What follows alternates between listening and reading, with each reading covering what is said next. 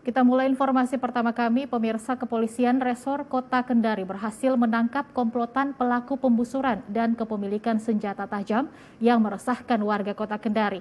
Mirisnya, 2 orang diantaranya masih berusia di bawah umur.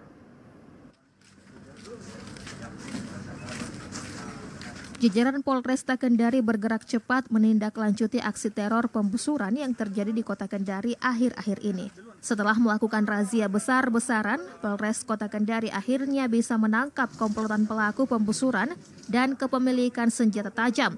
Sebanyak 6 orang berhasil diamankan setelah razia dan pengembangan oleh Polresta Kendari, termasuk 2 orang diantaranya yang masih berusia di bawah umur. 6 orang yang diamankan terkait dengan kasus berbeda dan kini telah ditetapkan statusnya sebagai tersangka, yaitu Fadil Setiawan berusia 19 tahun, AS berusia 17 tahun, dan ARH berusia 15 tahun, yang ditangkap polisi karena terkait dengan pembusuran. Sementara Marwan berusia 22 tahun, Endi Hermawan berusia 19 tahun, dan Kusnadi berusia 22 tahun, ditahan terkait dengan kepemilikan senjata tajam jenis badik dan parang.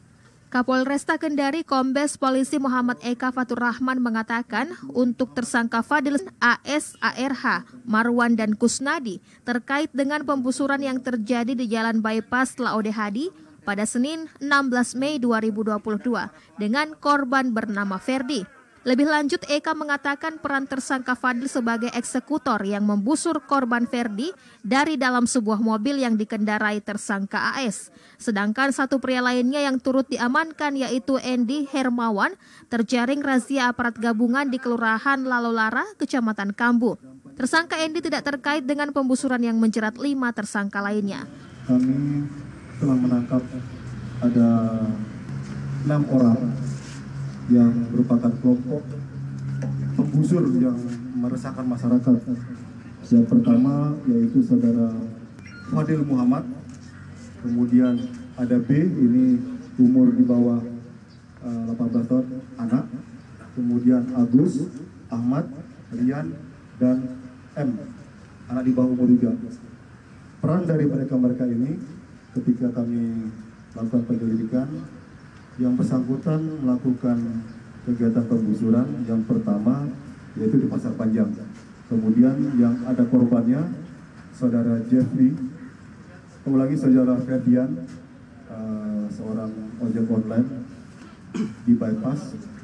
Ini si Fadil Muhammad yang melakukannya dengan cara dibantu oleh saudara M yang anak di bawah umur selaku driver kendaraannya.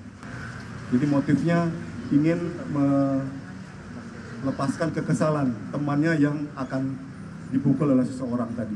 Nah, kemudian ini berantai terus mengingat yang bersangkutan mengkonsumsi narkotika, dialihkan juga kepada korban-korban lainnya dan secara acak di Kota Kendari ini. Saudara Fadil ini sudah menguasai cara membusur, sudah kami interogasi ini sejak lulus dari SMP. Akibat perbuatannya, tersangka Fadil Setiawan dan AS dijerat dengan pasal 351 ayat 1 KUHP, Junto pasal 55 dan 56 KUHP dengan ancaman pidana penjara 5 tahun. Sedangkan tersangka Marwan, Endi Hermawan, Kusnadi, dan ARH dijerat pasal 2 ayat 1 Undang-Undang Darurat Nomor 12 Tahun 1951 dengan ancaman hukuman 10 tahun penjara. Gunawan Agus Wahyudi, TVRI Sultra melaporkan.